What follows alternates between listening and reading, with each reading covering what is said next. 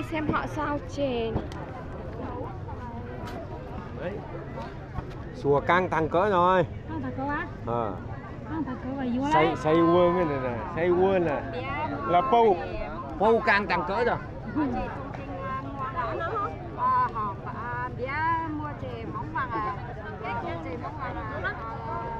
Thế cái kia không nóng à?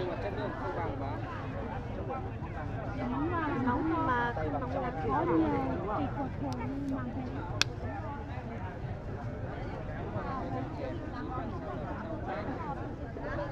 Đấy, người không làm quen thì nó sờ vào là nóng ngay.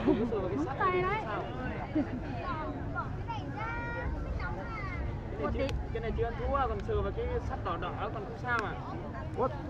What chú? Lo, ra. Bà ta có chứ chứ có gì vậy? Gió, bà ta gió đấy. Cô chính là từ tăng gió. Hả? Nó bị ép xa là tôi có kỹ nụ. Đừng có chạm vào cái sắt kia là được không? Xem nấu rượu cái cái kia này nhớ nào? Không có gì nhớ vậy nào. Tao ăn một tao trong tao ăn. 把那些鸡给我包出来，从好包来这儿。有哈哈的，他有他在哈。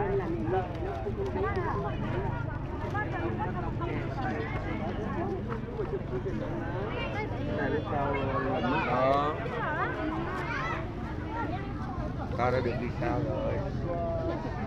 Tao một tối.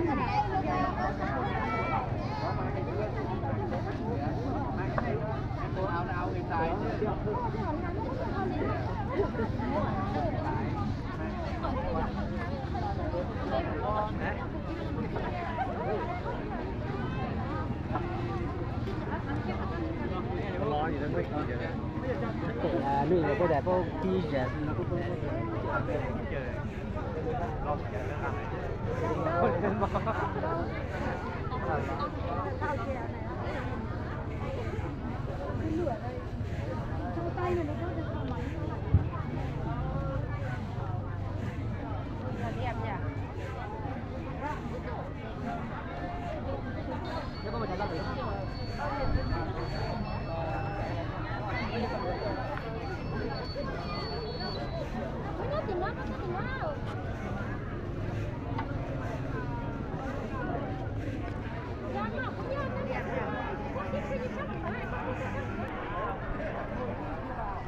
Một say là ua cháo. Đâu, đây là cái gì đây? À, rượu đây à?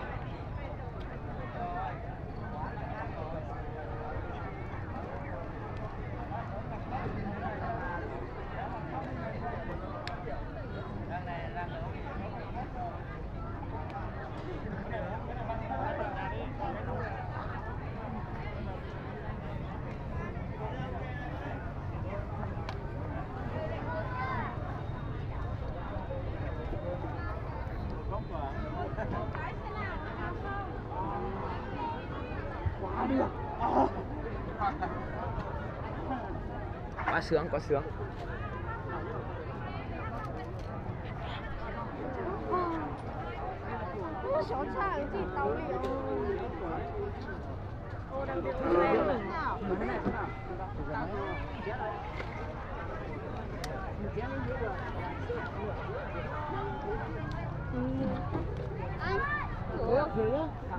Ô, cái này nữ không phải từ đâu? Đừng tưởng nha. Nước trắng thôi mà. Không đấy. Đóng hết rồi, nóng người rồi.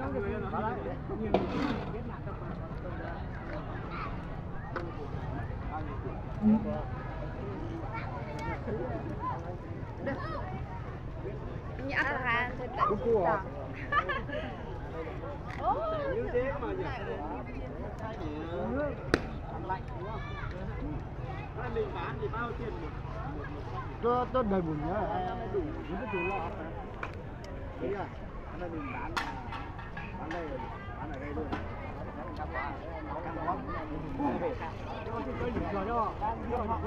Chụp luôn, ra chụp luôn đấy. Việt Anh ơi, thử rượu không? Vâng,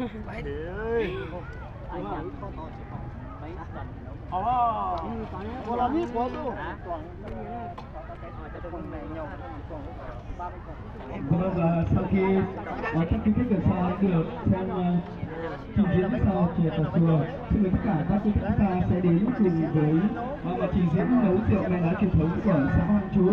Vâng, xin thưa tất cả các quý vị khách quý gần xa, nếu chúng ta đã biết đến rượu Sáng Lường là loại rượu được chế biến rất đơn sơ từ thuốc ngươi, hạt cốt lương đỏ và loại men đá truyền thống của người Dao Đỏ ở Lào Cai, thì